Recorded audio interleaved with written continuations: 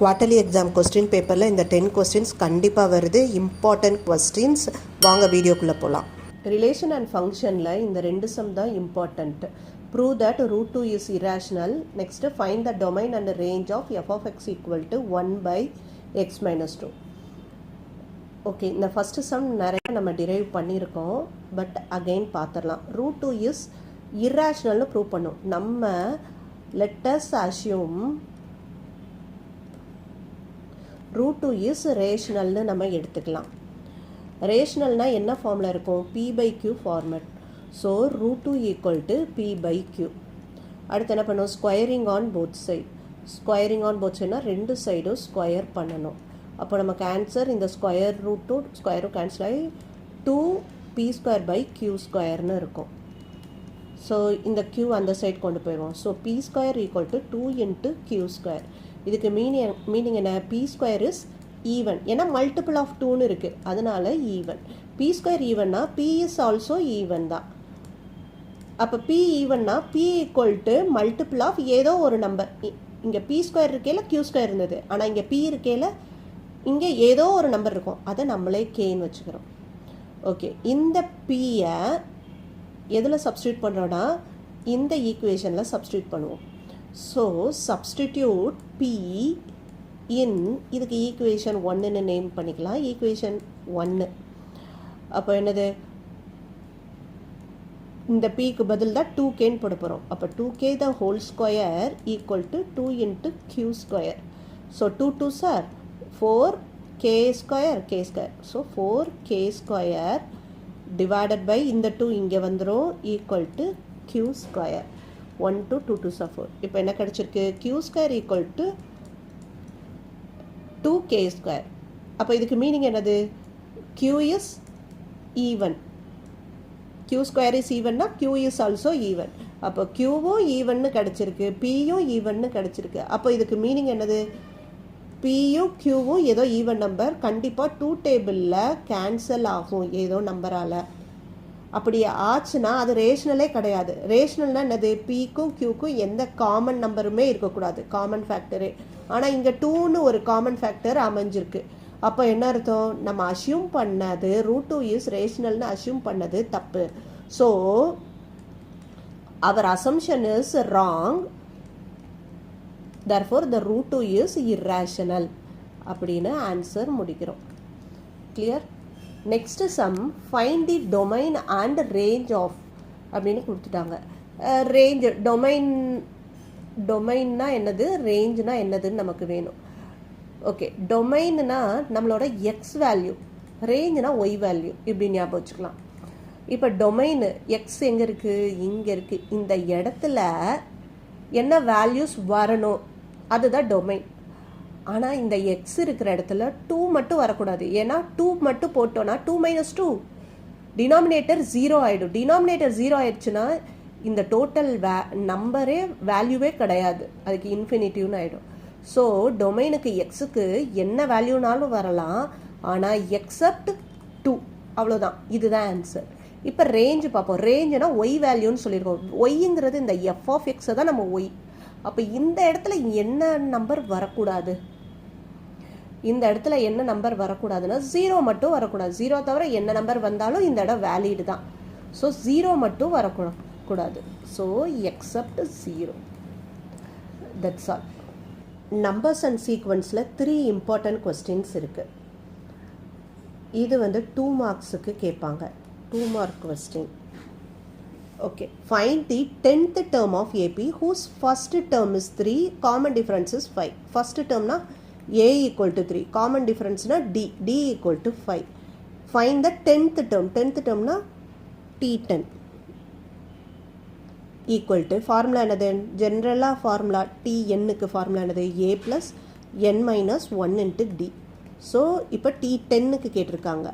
அப்போ a is 3, 10 - 1 × d value is 5. So 3, 10 - 1 is 9 × 5. 9 5s are 45. 45 plus 3, 48. Next, second sum. Find the sum of first 25 terms of AP 4, 9, 14. So நம்ம கேட்டிருக்கிறது S25 கேட்டிருக்காங்க. என்ன கொடுத்துருக்காங்க? A கொடுத்துருக்காங்க first term. D வந்து எப்படி கண்டுபிடிக்கணும்? Second term minus first term. So answer 5. Okay, அப்போ SNோட ஃபார்முலா வேணும்.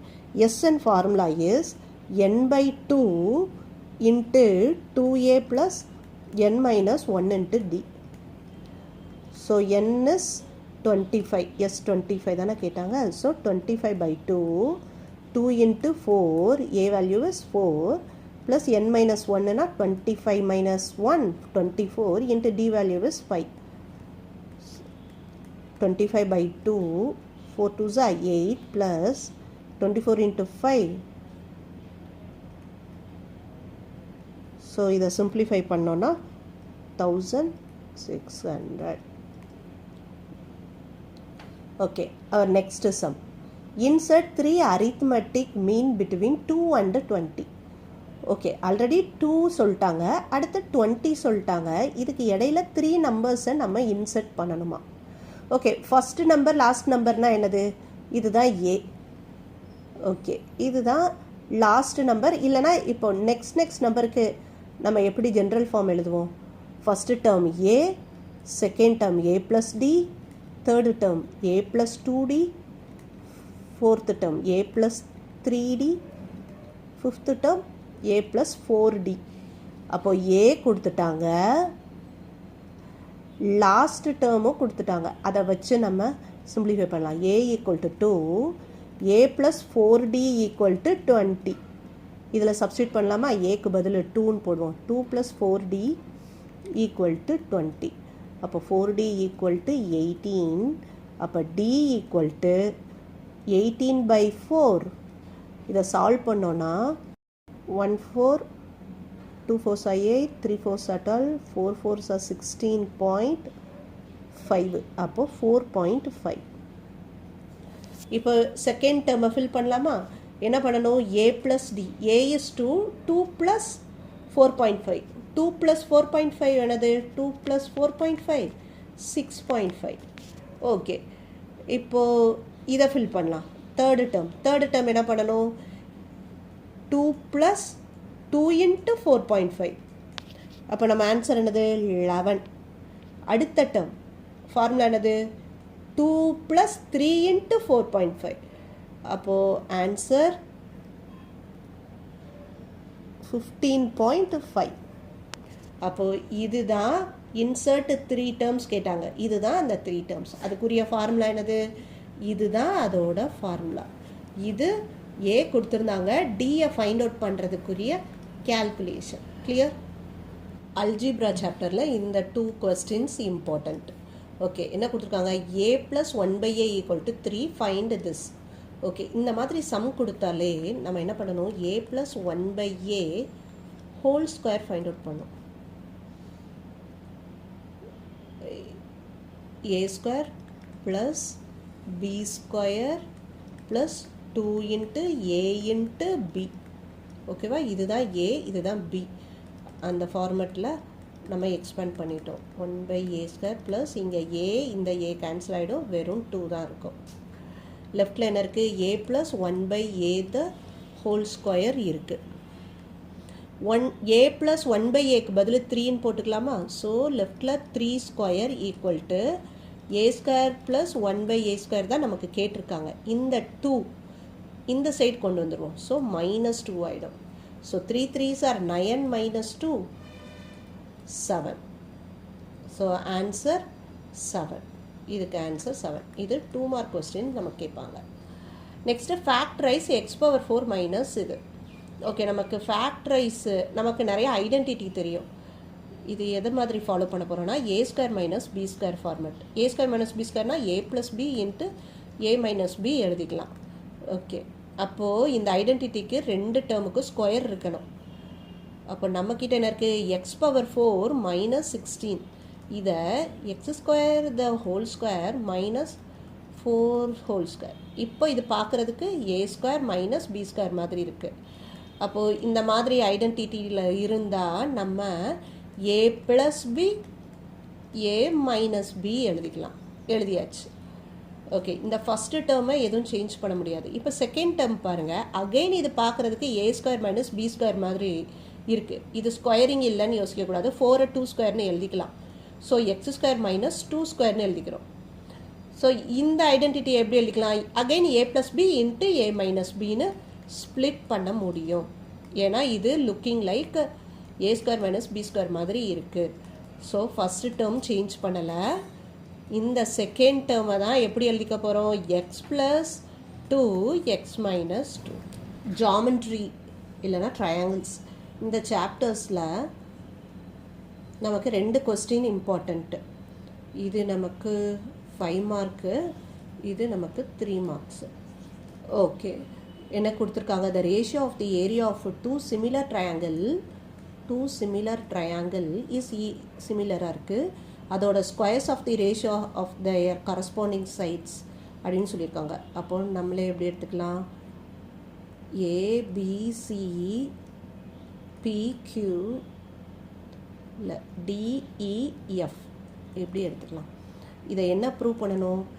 Area of triangle ABC divided by area of triangle DEF equal to AB by DE the square. இதுதான் இந்த கொஸ்டினோட மீனிங். இதை தான் நம்ம ப்ரூவ் பண்ண போகிறோம். ஓகே, இதுக்கு என்னெல்லாம் வேணும்? நமக்கு ஏரியா ஆஃப் ட்ரையாங்கிள் வேணும். ஆல்ரெடி என்ன சொல்லியிருக்காங்க? இந்த 2 ட்ரையாங்கிள்ஸு சிமிலர் சொல்லியிருக்காங்க. சிமிலர்னா என்ன meaning? All the angles are equal and all the sides are proportional. ப்ரொபோஷனல்னால் என்னது? இந்த சைடு டிவைடட் பை அந்த ட்ரையாங்கிளில் இருக்க சைடு, இந்த ட்ரையாங்கிளில் இருக்கிற ஒரு சைடு டிவைடட் பை அந்த ட்ரையாங்கிளில் இருக்கிற அனதர் சைடு. இந்த மாதிரி எழுத முடியும். அது பேர் தான் ப்ரொபோஷன். ஓகே, இது நமக்கு க்ளூ. இப்போ நம்ம ஏரியா கண்டுபிடிக்கலாம். இப்போது area of triangle ABC divided by area of triangle DEF equal to என்னது? ஹாஃப் இன்ட்டு இதில் பேஸ் என்னது? AB into height is BC divided by half into base into height divided by half into base is DE divided into EF. Okay, இதில் இதெல்லாம் common. half cancel ஆகிடும். Remaining AB by DE into BC by EF. இந்த BC by EFக்கு பதில், already நம்மகிட்ட இருக்குது, BC by EFக்கு பதில் AB by DE எழுதிக்கலாம்ல. ஏன்னா இந்த 2 ட்ரையாங்கிளும் சிமிலர்னு சொல்லியிருக்காங்க. ஸோ நம்ம அகைன் இந்த பிசிக்கு பதில் ஏபிஏ எழுதிக்கலாம். அதே மாதிரி கீழே இருக்கிற இஎஃப்க்கு பதில் நம்ம டிஇஏ எழுதிக்கலாம். ஏன்னா 2 ட்ரையாங்கிள்ஸ் ஆர் சிமிலர். இப்போ AB into AB AB square, D into DE DE square. அப்போ இதுதான் நம்ம ப்ரூவ் பண்ணணுமா? ஆன்சர் கிடச்சிருச்சா? Next sum. In triangle ABC draw பண்ணிக்கலாம். ABC DE is parallel to BC. இதுக்கு இது parallel. if AD 2 cm, DB 3 cm, AE 4 cm, what about EC? Find. Okay, இப்போ ஒரு ட்ரையாங்கிளில் 2 லைன் பேரலாக இருந்தால் நம்ம பை ப்ரொபோஷனாலிட்டி தியரம் என்ன எழுதலாம்? AD by DB equal to AE by EC. So இதில் நமக்கு யாருக்கெல்லாம் வேல்யூஸ் தெரியும்? AD இருக்குது, BD இருக்குது, AE இருக்குது, EC தான் வேணும். ஜஸ்ட்டு நம்ம கிராஸ் மல்டிபிள் பண்ணலாமா? ஸோ EC ஈக்குவல் டு 4, இந்த 3 இங்கே வந்துடும், இந்த 2 இங்கே வந்துடும். So 1 2 2 2s are 4. So answer 3 2s are 6. So EC value is 6. அப்போ இங்கே 6 will come. ட்ரிக்னாமெட்ரி சாப்டரில் இந்த ஒரு கொஸ்டின் தான் இம்பார்ட்டண்ட். கொஸ்டின் என்னது? tan A equal to 3/4 find the other trigonometric ratios. அப்போது நம்ம ட்ரையாங்கிள் ட்ரா பண்ணிக்கலாம். ஒரு ஆங்கிள் செட் பண்ணிப்போம். இதுதான் A. tan சொல்லியிருக்காங்க. tan ஏனா ஆப்போசிட் பை அட்ஜசன்ட். அப்போது இது 3, இது 4. ஏபிசி. ஓகே, நம்ம other trigonometric ratio find out பண்ணணும். அப்படின்னா சைன் ஃபைண்ட் அவுட் பண்ணணும், காஸ், tan இருக்குது, ஸோ கொசிக்கன், சீக்கன், காட். ஓகே, காட்டுக்கு என்னது டேனோட இன்வர்ஸ் தான், அதை அப்படியே நம்ம ரெசிப்ரோக்கல் பண்ணி எழுதிட்டா அதுதான் ஆன்சர். ஓகே, இப்போ சைனுக்கு வேணும். சைனுக்கு ஃபார்முலா என்னது? Opposite by hypotenuse. Opposite value இருக்குது 3, ஹைப்போட்டனியஸ் இல்லை. அப்போ அந்த தேர்ட் சைடை ஃபைண்ட் அவுட் பண்ணுறதுக்கு பித்தகோரஸ் தியரம் யூஸ் பண்ணணும். AC square equal to AB square plus BC square. AB square value is 4 square plus 3 square. 4 4s are 16 plus 3 3s are 9. So 25. அப்போ ஏசியோட value 5. So third side is 5. Hypotenuse is 5. Next cos. காசுக்கு formula adjacent by hypotenuse. காசுக்கு இந்த ஏக்கு adjacent யாரு? 4. அப்போ 4 by 5. Next கொசிக்கன். கொசிக்கன்னா என்னது? 1 by sin. அப்போ சைனை அப்படியே ரெசிப்ரோக்கல் பண்ணால் அதான் கொசிக்கன். அப்போ 3 by 5னா 5 by 3. ஓகே, சீக்கன் 1 by cos. அப்போ காஸ் அப்படியே ரெசிப்ரோக்கல் பண்ணுனா அதுதான் சீக்கன்.